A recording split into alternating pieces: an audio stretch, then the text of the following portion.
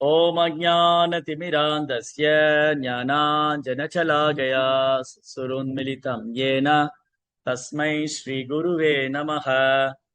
நம ஓம் விஷ்ணுபாதாய கிருஷ்ணபிருஷ்டாய பூதலே ஸ்ரீமதே பக்திவேதாந்த ஸ்வாமீதி நாமினே. நமஸ்தே சாரஸ்வதி தேவே கௌரவாணி பிரச்சாரிணே நிர்விசேஷ शून्यवादी भाषा तदेशतारिणे. जय श्री कृष्ण चैतन्य प्रभु नित्यानंद श्री अद्वैत गदाधर श्रीवासदि गौरभक्त वृंदा. हरे कृष्णा कृष्ण कृष्ण हरे हरे, हरे राम राम राम हरे हरे. हरे कृष्णा. பக்தர்களுக்கு இனிமையான மாலை வணக்கம். தினம் ஒரு கீதை. இந்த பகவத்கீதை எளிமையாக கற்றுக்கொண்டு எளிதாக எவ்வாறு பயிற்சி செய்வது அன்றாட வாழ்க்கையில சில பிரபுபாதருடைய பகவத்கீதை உண்மை விரிவில் அத்தியாயம் 2. இன்னைக்கு படிக்கிற ஸ்லோகம் 15வது பதம். இந்த அத்தியாயத்தோட தலைப்பு கீதையின் உட்பொருள் சுருக்கம், சாங்கிய யோகம். யம் ஹி நவத்யந்தேதே புருஷம் புருஷர்ஷபா சமதுக்க சுகம் தீரம் ஸ்வாமிருதத்வாய கல்பதே. ஓ மனிதரில் சிறந்தவரே அர்ஜுனா, இன்ப துன்பங்களால் பாதிக்கப்படாதவரும் இவ்விரண்டு நிலைகளிலும் தன்னிலை மாறாதிருப்பவருமே நிச்சயமாக விடுதலைக்கு தகுதி பெற்றவராவார். இன்ப துன்பங்களால் பாதிக்கப்படாதவர். சந்தோஷம் வந்தது நம்மள கையில பிடிக்க முடியாது, தலைகால் புரியாம ஆடும். சந்தோஷத்துல தலகால் புரியாம நடக்கும். துக்கம் வந்துச்சு, ஆளை காணாது, வீட்டை விட்டு வெளியிலே வரும், தலையில வச்சுட்டு உட்காந்து. இவ்வளவுதான் நம்ம நிலைமை. சந்தோஷம் வந்தா தலகால் புரியாம ஆடுவோம், துக்கம் வந்தா தலையில வச்சுட்டு உட்காந்து. ஆனா இப்பேற்பட்டவன் தீரன் அல்ல. தீரன் யாரு? இன்ப துன்பங்களில் பாதிக்கப்படாதவர். இன்ப துன்பங்களில் பாதிக்கப்படாதவரும் இந்த இரண்டு நிலைகளில் தன்னிலை மாறாதிருப்பவர். எனக்கு இந்த உடலுக்கு எந்த சம்பந்தமும் கிடையாது. நான் ஒரு ஜீவா, நான் ஒரு ஆத்மா, நான் நித்தியமானவன், அழிவற்றவன். நான் இந்த உடல் அல்ல, ஆத்மா. நான் நித்தியமானவன், அழிவற்றவன்.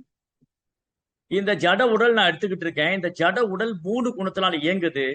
அப்ப என் இன்ப துன்பங்களுக்கு இந்த முக்குணமே காரணம். என்னுடைய இன்ப துன்பத்துக்கு என் மனமே காரணம். என் இன்ப துன்பத்துக்கு ஏன் என் மனம் காரணம்? மனம் 3 குணத்தில் செயல்படுகிறது. அந்த குணம், அந்த குணத்துடைய செயல், அதனுடைய விளைவு. நான் எந்த குணத்துல செயல் பண்ணேன், அந்த குணத்துடைய செயல் என்ன, அது விளைவு என்ன? காரணம் விளைவு. நான் என்ன குணத்துல செயல் பண்ணேன், அதோடைய விளைவை நான் அனுபவிக்கிறேன். அப்போ ஆத்மா இந்த உடல்கிற கூட்டுல மாட்டிக்கிட்டதுனால, ஆத்மா இந்த உடல்கிற கூண்டுக்குள்ள மாட்டிக்கிட்டதுனால இந்த உடல் அவர்களுடைய இன்ப துன்பத்தை அனுபவித்துக் கொண்டிருக்கிறான். ஆனா உண்மையில ஆத்மா அனுபவிப்பாளன் அல்ல. இந்த இன்ப துன்பங்கள் ஆன்மாவை பாதிக்காது. இப்போ எனக்கு கையில காயமாச்சு, கையில ஒரு பிளேடு கீறிடுச்சு, ரத்தம் வருது. ஏன் எனக்கு வலிக்குது? ஆனா ஆத்மாவுக்கு இதுக்கு சம்பந்தம் இல்லை. ஆத்மா இந்த உடல் இருக்கிறதுனால இந்த உடல் எனக்கு காயமானோன்னு என்னால தாங்க முடியல. என்னால அந்த வலி தாங்க முடியல. ஏன்னா இது ஏன் உடம்பு, என் உடம்பு காயமாயிடுச்சே, பாருங்க பாருங்க நான் கையை வெட்டினேன் அப்படின்னு எல்லாத்திலையும் காமிச்சிட்டு. ஆனா இந்த விரல் என்னோட நானா கிடையாது. ஆனா இந்த விரல்ல காயமானவனே என்னால தாங்க முடியல. அப்போ இந்த உடலுங்கிற கூண்டுல இருந்து அந்த ஆத்மா இன்ப துன்பத்தை அனுபவிச்சுட்டு இருக்கு. இந்த உடலுக்கு சந்தோஷம் வரும்போது அது சந்தோஷப்படுது, துக்கம் வரும்போது வருத்தப்படுது. அப்ப என் மனம் தான் அது பிரதிபலிக்குது. நீ இதை அனுபவிச்சுட்டு இருக்க. ஆன்மீக உணர்வின் முன்னேற்ற நிலைகளை அடைவதில் ஸ்திரமான மனதை உடையவனும் இன்ப துன்பங்களில் பலமான தாக்குதலை சமமாக பொறுத்துக் கொள்ளக்கூடியவனே ஒருவன் முக்திக்கு தகுதி உடையவனாவான். அப்ப யார் முக்தி அடைய தகுதி உள்ளவர்? இந்த இரட்டிப்பு தன்மைகளை பொறுத்து கொள்ளக்கூடியவர். யார் ஒருத்தர் இந்த இரட்டிப்பு தன்மையை பொறுத்துக் கொள்றாரோ அவர்தான் இந்த முக்தி அடைய தகுதி உடையவர். இதெல்லாம் பாதிப்படையவே கூடாது. இன்பம் துன்பம், விருப்பு வெறுப்பு, லாபம் நஷ்டம், வெற்றி தோல்வி, மான அவமானம், புகழ்ச்சி இகழ்ச்சி, இது எதுவும் ஆன்மாவை பாதிக்காது. இந்த செயல் எதுவுமே ஆன்மாவை பாதிக்காது. ஆன்மா நித்தியமானது, அழிவற்றது, ஆன்மீகமானது. ஆனா நம்ம இந்த உடல் தளத்துல இருக்கிறதுனால நம்ம இந்த ஆன்மாவுடைய ஆன்மாவுடைய தனித்தன்மை உணராதனால நான் அந்த உடல்கிற உணர்வுல இருக்கிறது, அந்த உடல்கிற உணர்வு தான் என்னை வந்து பாதிக்கும். ஆனா உண்மையில ஆத்மாவுக்கு இந்த உடலுக்கு எந்த சம்பந்தம் கிடையாது. அந்த உடல்கிற கூண்டுக்குள்ள மாட்டின்னு இருக்கு, அவ்வளவுதான். இந்த கூண்டுல இருந்து வெளியில ஏறணும். ஆத்மா இந்த உடல் மாற்றத்தின் விடுதலை அடையும். அப்போ ஆத்மாவின் தளத்தில் நாம் செயலாற்ற வேண்டும், கிருஷ்ண உணர்வில் செயலாற்ற வேண்டும். அப்பொழுதுதான் இந்த உடல் மாற்றத்தை நம்ம விடுபடும். அப்ப இதை நாம் பயிற்சி எடுத்துக்கணும். இப்ப ஒரே நாள்ல இதை உணர முடியுமா? இன்னைக்கு பகவத்கீதை ஸ்லோகம் படிச்சே கிருஷ்ணா வந்து இந்த ரெண்டிலுமே சமநிலையில் இருக்கணும்னு சொல்றார். யார் ஒருத்தர் வந்து என்ன சொல்றார், இன்ப துன்பங்களில் பாதிக்கப்படாதவன். இது வந்து ஒரே நாள்ல நடக்கூடியதா கிடையாது. இது ஒரே நாள்ல நடந்துடாது. இன்னைக்கு நான் பகவத்கீதையை படிச்சுட்டேன், நான் இன்னில இருந்து இன்ப துன்பத்துல பாதிப்படைய மாட்டேன். No, it's not possible. இது ஒரு நாள் நடக்கூடிய விஷயம் இல்ல. நாம் தொடர்ந்து பயிற்சி பண்ணணும். நிறைய புகழ் வரும்போது, பேர் வரும்போது அப்படியே மௌனமா இருக்கு. இதெல்லாம் என்னுடைய முயற்சி கிடையாதுங்க. எல்லாம் ஹரி குரு வைஷ்ணவருடைய கருணை. எல்லா புகழும் இறைவனுக்கே, எல்லா புகழும் கௌரங்கருக்கே, எல்லா புகழும் ஹரி குரு வைஷ்ணவருக்கு. அவங்க அனுகிரகத்துலதான், பகவானுடைய அனுகிரகத்தில் நடந்தது அப்படின்னு அமைதியா இருந்தோம். அப்படி யாரா கேட்டா கூட என்னுடைய முயற்சி கிடையாது, எல்லாமே இறைவனின் அனுகிரகம். கர்வமே கொள்ளக்கூடாது. இன்பம் வரும்போது அது இறைவனின் கருணையாற்று, துன்பம் வரும்போது பழிய தன்மையில போட்டுக்கணும். என்னங்க நீங்க கிருஷ்ண பக்தி பண்றீங்க, ஏங்க இவ்வளவு கஷ்டப்பட்டுக்கிட்டு இருக்கீங்க? பக்தி பண்ணாத கூட நல்லதாங்க இருக்காங்க. மக்கள் கேட்பாங்க, கேட்கறாங்க, கேட்டுக்கிட்டு இருக்காங்க. ஒரு குடும்பஸ்தரை பார்த்து கேட்கறாங்க, அல்லது ஒரு பக்தரை பார்த்து கேட்கறாங்க, என்னங்க நீங்களும் கோயில்னு போறீங்க, ஹரே கிருஷ்ணா ஹரே ராமான் மந்திரம் சொல்றீங்க, ஏகாதசி வரதெல்லாம் இருக்கிறீங்க, ஏங்க அப்படி கஷ்டப்படுறீங்க? நான் கஷ்டப்படுறேன் இல்லையா? அதுல பாருங்க, நான் என்னுடைய கர்ம வினைக்கு நான் எவ்வளவோ கஷ்டப்பட வேண்டியிருக்கு. நான் செய்த கர்ம வினைக்கு, இந்த பிரிவில் செய்த பாவங்கள், இதுக்கு முந்தைய பிரிவில் செய்த பாவங்கள், அதற்கு முந்தைய பிரிவில் செய்த, இப்படி என்னுடைய காலவரையின்றி நான் செய்த பாவங்களுக்கெல்லாம் என்னுடைய கர்ம வினையெல்லாம் எனக்கு மலை போல இருக்கு. அதெல்லாம் வந்தது, என்னால தாங்கவே முடியாது. இறைவனின் அனுகிரகத்துல எனக்கு இவ்வளவுதான் வந்திருக்குங்க. அது கிருஷ்ணருடைய கருணை. இல்லாட்டி இதை விட மோசமா கஷ்டப்பட வேண்டியிருக்கும். பகவான் தானே காப்பாத்திருக்க. என்னுடைய கர்ம வினையால நான் துன்பத்தை அனுபவித்துக் கொண்டிருக்கிறேன். ஆனா கிருஷ்ணரே, பகவானே, உங்க கருணையால எனக்கு இவ்வளவுதான் வந்திருக்குது. இதை விட மோசமா எல்லாம் வர வேண்டியது, இதை விட மோசமாக நான் கஷ்டப்பட வேண்டியது உங்க அருளால, உங்க கருணையால எனக்கு இவ்வளவுதான் வந்திருக்கு அப்படின்னு பழியை தன்மேல போட்டு. கிருஷ்ணர் காரணமே கிடையாது. கிருஷ்ணர் எப்படிங்க காரணமாவாரு? அவரே பகவத்கீதையில தெளிவா சொல்லியிருக்கார், நான் யாருடைய பாவ புண்ணியத்தையும் ஏற்பதில்லை. பரமாத்மா யாரது பாவ புண்ணியத்தை ஏற்பதில்லை. அவரவர் பாவ புண்ணியத்துக்கு அவரவர் செயலே தீர்மானிக்கும். என்னுடைய பாவ புண்ணியத்துக்கு நானே காரணம், இறைவன் காரணம் அல்ல. ஆனா நம்ம என்ன செய்யறோம்? புகழ் வரும்போது நம்ம எடுத்துக்கிறோம், பாவம் வரும்போது கிருஷ்ணர் மேல பழிய போட்டோம். நல்லது நடக்கும்போது, சந்தோஷம் வரும்போது அதை நான் எனக்கு கிரெடிட்டா எடுத்துக்கிறேன், என்னால் நடந்ததுன்னு எடுத்துக்கிறேன். ஒரு கஷ்டமும் துன்பம் வந்துட்டு உடனே பழைய கிருஷ்ணர் மேல தூக்கி போட்டேன் இருக்கு. ஏன்னா அவர் தானே கிடைச்சாரு, வேற யார் மேலேயே போட்டா சண்டைக்கு வந்துருவாங்க. இப்போ நான் கஷ்டப்படுறதுக்கு இவர் தான் காரணம், என் துன்பத்துக்கு அவர் தான் காரணம் யாரையாவது சொன்னேன், அவங்க சண்டைக்கு வந்துருவேன். நான் தான் கிடைச்சேன் உனக்கு, நீ கஷ்டப்படுறதுக்கு பழி என் மேல போடுறியா, சண்டைக்கு வந்துருவாங்க. ஆனா கிருஷ்ணர் மேல போட்டு பாருங்க, ஒண்ணுமே பேச மாட்டேன். அதனால என்ன பண்றாங்க? எல்லா பழியும் கிருஷ்ணர் மேல தூக்கி போட்டு. கடவுளுக்கு கண்ணு கிடையாது, கடவுளுக்கு கருணை கிடையாது, அவர் என்னை இப்படி பண்றாரு, நான் யாருக்கு என்ன துரோகம் பண்ணிட்டேன் புலம்புவாங்க. கடவுளை என்கிட்ட ஏன் இப்படி நடந்துக்கிறீங்க, எனக்கு ஏன் கருணை காமிக்க மாட்டேங்கிறீங்க, ஏன் என் பிரார்த்தனையை கேட்க மாட்டேங்கிறீங்க? தப்பு போற நம்ம வச்சுட்டு பழிய கடவுள் மேல போ. அனைத்து பிழைகளையும் நாம் செய்து விட்டு பழிய இறைவன் மேல தூக்கி போட்டுறோம். ஏன்னா அவர் தானே கிடைச்சாரு, வேற யார் மேலேயே போட்டா சண்டைக்கு வந்துருவாங்க. நீங்க வேற யாரையா சொல்லி பாருங்க, என்னுடைய கஷ்டத்துக்கு என் நண்பர் தான் காரணம், இந்த நண்பர் தான் காரணம், அந்த நண்பர் தான் காரணம், என் கஷ்டத்துக்கு இந்த சொந்தக்காரர் தான் காரணம், என் மாமியார் தான் காரணம், என் மாமனார் தான் காரணம், என் அப்பா தான் காரணம், என் அம்மா தான் காரணம், இல்ல என் சகோதரன் தான் காரணம், என் அண்ணன் காரணம், தம்பி யார் மேலேயோ போட்டு பாருங்க, சண்டைக்கு வந்துருவாங்க. அது எப்படி என்ன சொல்லலாம், நீ சண்டைக்கு வந்துருவாங்க. ஆனா நீங்க கிருஷ்ணர் மேல போட்டு பாருங்க, அவர் தான் ஒண்ணுமே சொல்ல மாட்டார். அதனால மக்கள் என்ன பண்ணிடுறாங்க, சந்தோஷம் வரும்போது பலனை ஏத்துக்கிறாங்க, கஷ்டம் வரும்போது பழைய இறைவன் மேல அது பெரும் தவறு.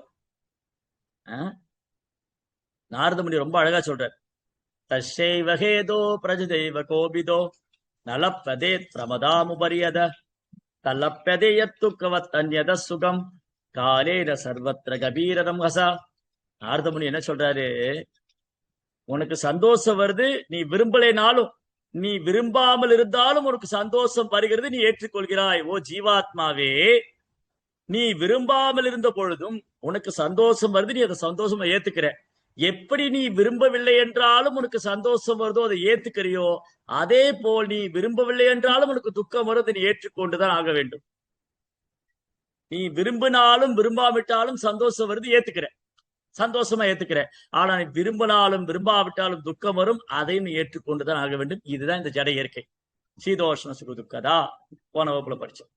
அதனால நாம் இதை சகித்துக்கொள்ள கற்றுக்கொள்ள வேண்டும், பொறுத்துக்கொள்ள கற்றுக்கொள்ள வேண்டும். இதனால் பாதிப்படையக்கூடாது. அப்ப இன்ப துன்பத்தில் பாதிப்படையக்கூடாது என்றால் நான் ஆத்மாவின் தளத்தில் சிந்திக்க வேண்டும், ஆத்மாவின் தளத்தில் செயல்பட வேண்டும். நாம் ஆத்மாவையே காண வேண்டும், இந்த உடலை காணக்கூடாது, உடல் சார்ந்த விஷயங்களில் பாதிப்படைய கூடாது. அப்போ இதை தொடர்ந்து கேட்டுக்கிட்டே இருக்கணும். நான் இந்த உடல் எல்லாம் ஆத்மா, நான் நித்தியமானவன், நான் அழிவற்றவன், நான் பகவானுடைய சேவகன், நான் கிருஷ்ணனுடைய நித்தியமான சேவகன், எனது கடன் பகவான் ஸ்ரீ கிருஷ்ணருக்கு சேவை செய்து கிடப்பதே. இதை ஞாபகம் திரும்ப திரும்ப திரும்ப திரும்ப ஞாபகப்படுத்திக்கணும். இந்த ஜட உடல் தற்காலிகமானது, அழியக்கூடியது. இன்னைக்கு இன்பம்னா நாளைக்கு துன்பம், இது மாறி மாறி வரும். இன்னைக்கு இன்பத்துல நான் தலைகள் புரியாம நடக்கக்கூடாது, ஆடக்கூடாது. துக்கம் வந்தால் ஒடுங்கி மூலையில் உட்கார்ந்து அழக்கூடாது. நான் இரண்டையும் சமமாக பாவித்துக் கொள்ள வேண்டும். இந்த இரண்டிலும் நான் பாதிப்படையக்கூடாது என்று நாம் பயிற்சி எடுத்துக்கொள்ள வேண்டும். அதை நம்ம ரிப்பீட்டடா திங்க் பண்ணிக்கிட்டே இருக்கு, நினைவில் கொள்ள வேண்டும். தினமும் இதை நினைவில் கொள்ளணும்.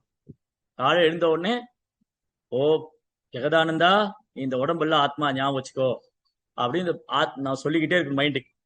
இந்த மனசுக்கு என்ன சொல்லிக்கிட்டே இருக்கணும், நீ இந்த உடல் எல்லாம் ஆத்மா கிருஷ்ணாவுடைய சேவகன், உடல் எல்லாம் ஆத்மா கிருஷ்ணாவுடைய சேவகன். சந்தோஷம் வருதா, கிருஷ்ணா எல்லாம் உன் கருணை.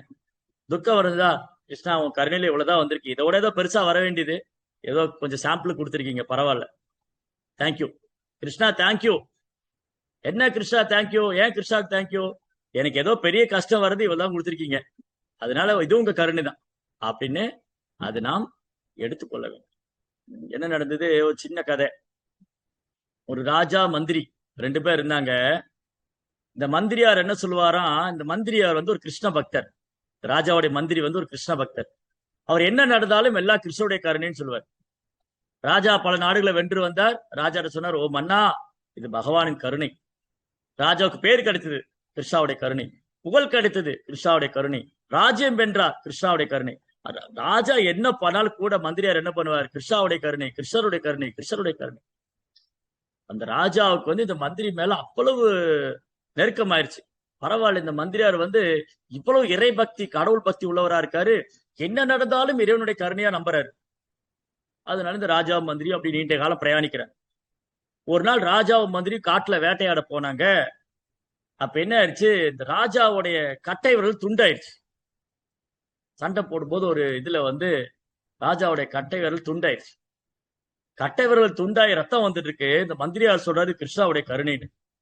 ராஜாவுக்கு கோவம் வந்துருச்சு. அடே மந்திரியாரே, என் கட்டை விரல் உடைந்து ரத்தம் வந்து கொண்டிருக்கிறது, நீ கிருஷ்ணருடைய கருணைன்னு சொல்றியா நீ அப்படி இந்த மந்திரி சிறையில் அடைங்க.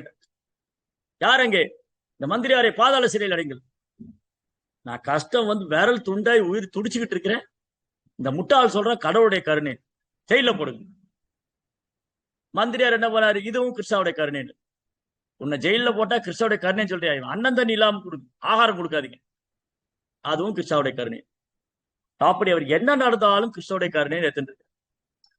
இப்ப என்ன ஆனாரு, இந்த மந்திரியால் மேல பொறாமையுள்ள ஒரு நபர் இருந்தார்.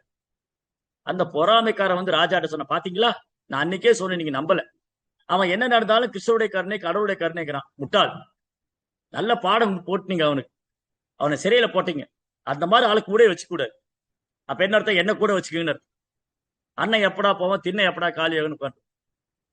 அதனால அந்த மந்திரியாரத்துக்கு ஜெயில போட்டாரா. இப்போ இந்த ராஜாவுக்கு இவர் மந்திரி ஆயிட்டார். இந்த பொறாமைக்கார நபர் வந்து அந்த பக்தர் மேல பொறாமை உள்ள ஒரு நபன், பக்தர் மேல அபாண்ட பழி சுமத்தி அவனை குற்றம் சுமத்துறதுனால இந்த நபர் மந்திரி பதவிக்கு வந்து மந்திரியார் பதவி பிடிச்சுக்கிட்டார். பாருங்க. சரி, அப்புறம் என்ன நடந்தது? ஒரு நாள் இந்த ராஜாவும் மந்திரி காட்டுல வேட்டையாட போனார். வேட்டையாட போன இடத்துல கொள்ள கூட்டக்காரங்க வந்து இந்த ராஜாவை மந்திரி கைது பண்ணிட்டார். கைது பண்ணி அவங்க வந்து இந்த கொள்ளக்கார தலைவன் என்ன பண்ணான்னா, காளிக்கு பலி கொடுக்கறது ஒரு நரன் மனுஷனை தேடிட்டு இருக்க. காளிக்கு பலி கொடுக்கணும், என்னுடைய பூஜை வெற்றி அடைந்து நான் நிறைய கொள்ளை அடிச்சு நிறைய சொத்து சேர்க்கணும், காளிக்கு வந்து ஒரு மனுஷனை பலி கொடுக்கணும் உட்கார வச்சு.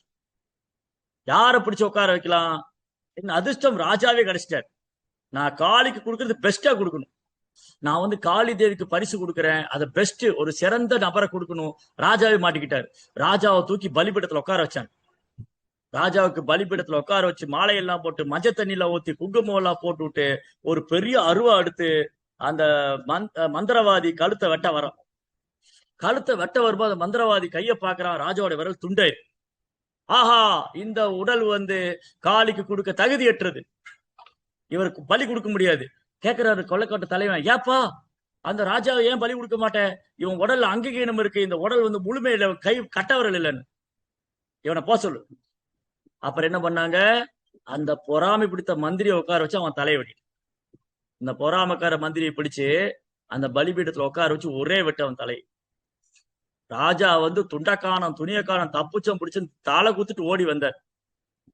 இந்த பின்னங்கால் புடனில் அடிக்கிற மாதிரி ஓடி வந்தார். தாளை குத்துட்டு ஓடி வர்ற, உயிருக்கு பயந்து போய் ஓடி வந்து அரண்மனையில உட்கார்ந்து மூச்சு வாங்குறார்.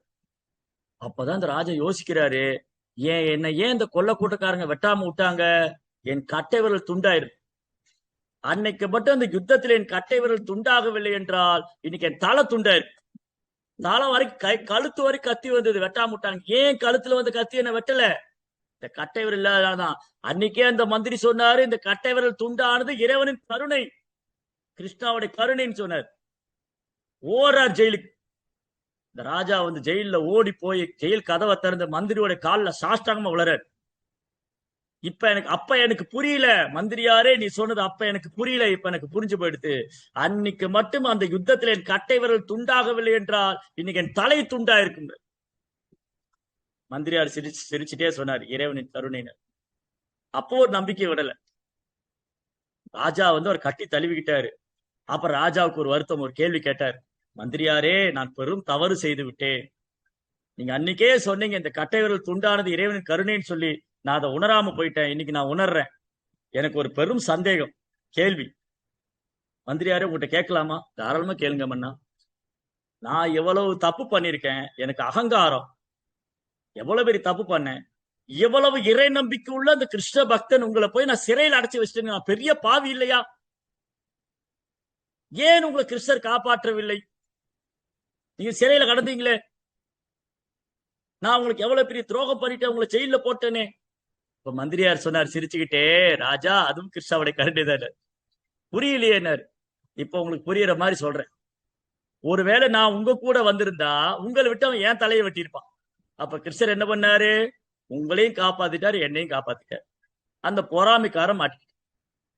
அதனால இதுவும் கிருஷ்ணனுடைய கருணை தான். என்னைக்குமே பகவான் தன் பக்தனை கைவிட மாட்டார். என்னைக்கும் பகவான் பக்தனுக்கு மோசம் செய்ய மாட்டார். பகவானுடைய பக்தன் என்னைக்கும் தோல்வி அடைய மாட்டார். அதனால நம்ம வாழ்க்கையில் நடப்பது அனைத்தும் இறைவன் கருணையாக ஏற்றுக்கொள்ள வேண்டும். அது இன்பமோ துன்பமோ லாபமோ வெற்றியோ மானமோ அவமானமோ புகழ்ச்சியோ இகழ்ச்சியோ எதுவாக இருந்தாலும் அது நாம் வந்து அதில் பாதிப்படையாமல் அது இறைவனின் கருணையாக ஏற்றுக்கொள்ள வேண்டும். ஹரே கிருஷ்ணா. ஜெய் ஸ்ரீல பிரபுபாத் கி ஜெய்.